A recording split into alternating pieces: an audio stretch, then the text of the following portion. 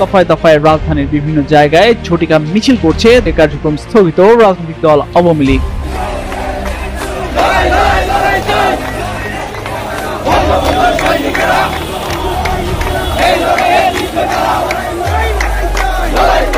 আজকে একটা শিরোনাম চমকে ওঠার মতো, সেটা হচ্ছে যে নির্বাচনে সব দলের যুক্ত হওয়ার আশা জাতিসংঘ প্রতিনিধি। আজকে হঠাৎ করে জাতিসংঘের কি হলো? জাতিসংঘ কেন নতুন সুরে কথা বলা শুরু করলো? এবার ফের রাজধানীর বুকে প্রকাশ্যে আওয়ামী লীগের বিশাল বিক্ষোভ মিছিল। নির্বাচনে আওয়ামী লীগকে দেখতে চায় জাতিসংঘ। কঠিন চাপে এবার ইউনূস সরকার। আওয়ামী লীগকে গণহারে গ্রেফতার, মিথ্যা হত্যার মামলার আসামি বানিয়ে আওয়ামী লীগকে কোণঠাসা করেও নেতা কর্মীদের দমিয়ে রাখতে পারেনি ইউনূস প্রশাসন। রাজধানী ও ধানমন্ডিতে একের পর এক বিশাল বিক্ষোভ মিছিলে কপাল খুলতে শুরু করেছে আওয়ামী লীগের। আওয়ামী লীগ হলো প্রাচীন দল, সেই দলকে বাদ দিয়ে সুষ্ঠু নির্বাচন কখনোই সম্ভব না। বর্তমানে আওয়ামী লীগের কতটা জনসমর্থন, কতটা জনপ্রিয়তা, সেটা বুঝতে পেরেই নির্বাচনে আওয়ামী লীগকে দেখতে চায় জাতিসংঘ। দর্শক, হঠাৎ করে জাতিসংঘের মুড কি চেঞ্জ হয়ে গেল? জাতিসংঘ কি নতুন সুরে কথা বলতে চাইলো? আজকে হঠাৎ করে জাতিসংঘের কি হলো? জাতিসংঘ কেন নতুন সুরে কথা বলা শুরু করলো? কেন জাতিসংঘ আবার নতুন করে ইনক্লুসিভ রাজনীতির কথা বলছে, ইনক্লুসিভ নির্বাচনের কথা বলছে, সব দলকে নিয়ে নির্বাচনের কথা বলছে? তাহলে কি জাতিসংঘ এই মুহূর্তে চাইছে বাংলাদেশে সব দলকে, মানে আওয়ামী লীগ, জাতীয় পার্টি সহ সবাইকে নিয়ে আগামী নির্বাচন হোক? সেই পথেই কি জাতিসংঘের কৌশল এগোচ্ছে, নাকি জাতিসংঘ বিভিন্ন সময় বিভিন্ন রকমের কথা বলে এক ধরনের ধোঁয়াশা সৃষ্টি করার চেষ্টা করছে? জাতিসংঘের সর্বশেষ যে আপডেটটা, সেটা বেশ মজার আপডেট।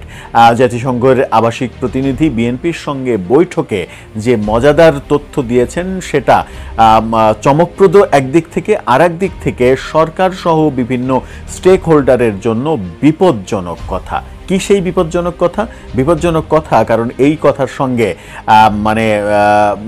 জড়িত হবে, কিংবা এই কথার মাধ্যমে উঠে আসবে আওয়ামী লীগ নামক যে দলটার নাম, সেই দলটাকে আপাতত রাজনীতি করতে, নির্বাচন করতে দিতে চায় না সরকার এবং বিভিন্ন স্টেক হোল্ডার। কি তাহলে ইকুয়েশনটা দাঁড়াচ্ছে? জাতিসংঘের অবস্থানই বা কি হচ্ছে? একটু বোঝার চেষ্টা করবো এই ভিডিওতে। থাকবেন পলিটিক্স টিভির নিয়মিত আয়োজনে। দর্শক, বলছিলাম জাতিসংঘের কথা। জাতিসংঘের আবাসিক প্রতিনিধি যে আভাসটা দিলেন, সেই আভাসটা বেশ চাঞ্চল্যকরই হতে পারে। আপনারা শিরোনামটা দেখে নিতে পারেন, এনটিভির শিরোনাম। সেখানে বলা হচ্ছে, আগামী নির্বাচনে সব দল অংশ নেবে, আশা গোয়েন লুইসের।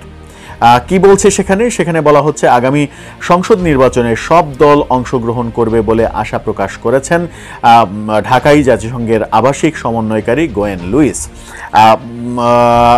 রোববার রাজধানীর গুলশানে বিএনপি চেয়ারপারসনের রাজনৈতিক কার্যালয়ে দলটির মহাসচিব মির্জা ফখরুল ইসলাম আলমগীরের সঙ্গে বৈঠকের পর সাংবাদিকদের কাছে এই আশাবাদ ব্যক্ত করেছেন তিনি।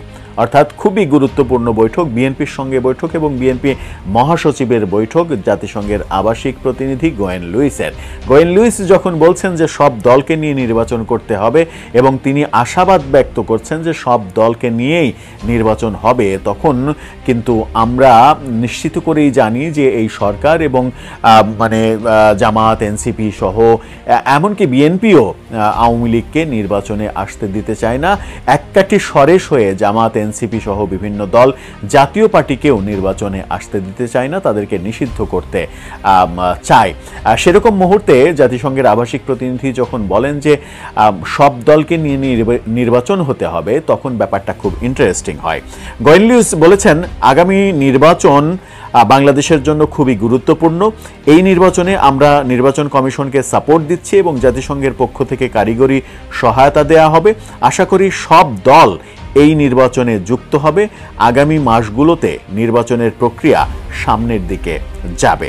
বিএনপি মহাসচিবের সঙ্গে বৈঠকে বাংলাদেশের বর্তমান রাজনৈতিক পরিস্থিতি, ফেব্রুয়ারির সংসদ নির্বাচন, রোহিঙ্গা সমস্যা ও তাদের প্রত্যাবর্তন প্রভৃতি বিষয় নিয়ে আলোচনা করেছেন গোয়েন লুইস। এদিকে বিএনপির পক্ষ থেকে যেটা জানানো হয়েছে যে জাতিসংঘের সঙ্গে ফলপ্রসূ একটা আলোচনা হয়েছে এবং সেখানে ইনক্লুসিভ রাজনীতি, ইনক্লুসিভ নির্বাচন, এই প্রসঙ্গগুলো নিয়ে আলোচনা হয়েছে। তাহলে বিএনপির অবস্থানটা শেষ পর্যন্ত কি দাঁড়াচ্ছে? সেটা কি এটাই দাঁড়াচ্ছে যে মির্জা ফখরুল ইসলাম আলমগীর সম্প্রতি ভারতের কলকাতার দৈনিক এই সময়তে যে সাক্ষাৎকার দিয়েছেন এবং সেখানে তিনি বলেছেন যে আমরা চাই আওয়ামী লীগ জাতীয় পার্টি সহ সবাই নির্বাচন করুক, সবাইকে নিয়ে নির্বাচন হোক। আওয়ামী লীগ যে ভুলটা করেছে, একপাক্ষিক নির্বাচন করেছে, তার জন্য তারা শাস্তি পেয়েছে। একই ভাগ্য বরণ আমরা করতে চাই না একই ধরনের কাজ করে। সেই কথাই কি পুনর্ব্যক্ত করলেন মির্জা ফখরুল? বিএনপির ভাষ্যটা স্পষ্টভাবে উঠে আসেনি সংবাদ সম্মেলনে। বিএনপি এই ব্যাপারে স্পষ্ট অবস্থান ব্যক্ত করেনি, কিন্তু গোয়েন লুইস যখন বিএনপির সঙ্গে বৈঠক শেষে জানাচ্ছেন যে আশা করছি সব দলকে নিয়ে আগামী নির্বাচন হবে, তখন এটা ভেবে নেওয়ার অবকাশ রয়েছে যে বিএনপি তার অবস্থান ব্যক্ত করেছে সব দলকে নিয়ে নির্বাচনই বিএনপির অবস্থান। এবং বিএনপি আগামীতে সরকার পরিচালনা করতে হলে যেন বিপদে পড়তে না হয়, যেন আন্তর্জাতিক বিশ্ব থেকে অভিযোগ না আসে, নির্বাচনের গ্রহণযোগ্যতা নিয়ে যেন প্রশ্ন না আসে। যেমন 2014 এবং 2024 বিশেষ করে এই দুটো নির্বাচনকে নিয়ে যথেষ্ট সন্দেহ রয়েছে, একপাক্ষিক নির্বাচন। এবং সর্বশেষ 2024-এর যে আমিডামি নির্বাচন, সেই নির্বাচনের নামে যে নাটক মঞ্চস্থ হয়েছিল বলে অভিযোগ করা হয়, সেটা ব্যাপকভাবে সমালোচিত হয়েছিল এবং সেই সমালোচনার কাজ বিএনপি করতে চায় না, কিংবা সেই সমালোচনামূলক কাজের ফসল হিসেবে বিএনপি ক্ষমতায় যেতে চায় না। এটাই বিএনপির অবস্থান হয়তো ব্যক্ত করা হয়েছে। ভেতরের রহস্যটা অনেক হয়তো জটিল, রহস্যটা ক্রমেই উন্মোচিত হবে। কিন্তু গোয়েন লুইস যখন এই ভাষ্য দিচ্ছেন, তখন কিছুদিন আগেও জাতিসংঘকে বলতে শুনেছি আমরা যে আওয়ামী লীগকে বাদ দিয়েও কীভাবে ইনক্লুসিভ নির্বাচন হয়, ইনক্লুসিভ রাজনীতি হয়, সেই প্রচেষ্টা প্রফেসর ইউনূস সরকার করছেন। অর্থাৎ জাতিসংঘের আগের অবস্থান এবং বর্তমান অবস্থানের মধ্যে আকাশ পাতাল ফারাক দেখা যাচ্ছে। এই ফারাকটা কেন? তাহলে কি পরিস্থিতি পাল্টে গেছে? দর্শক, আপনার মতামত জানিয়ে লিখতে পারেন আমাদের কমেন্ট বক্সে। গণহারে গ্রেফতার গুমকুনের বই দেখিয়ে নেতা কর্মীদের দমিয়ে রেখে আওয়ামী লীগ দলকে মানুষের হৃদয় থেকে কখনোই মুছা যায় না। আওয়ামী লীগ হলো প্রাচীন দল, সেই দলকে বাদ দিয়ে সুষ্ঠু নির্বাচন কখনোই সম্ভব না। তাই জাতিসংঘ চায় সব দলকে নিয়েই সুষ্ঠু ও অংশগ্রহণমূলক নির্বাচন। মহা চিন্তায় পড়েছে এবার ইউনূস সরকার। চতুর্দিক থেকে এবার কুণ্ঠাসা, কি হবে সামনে সেটা এবার দেখার অপেক্ষায় সাধারণ মানুষ।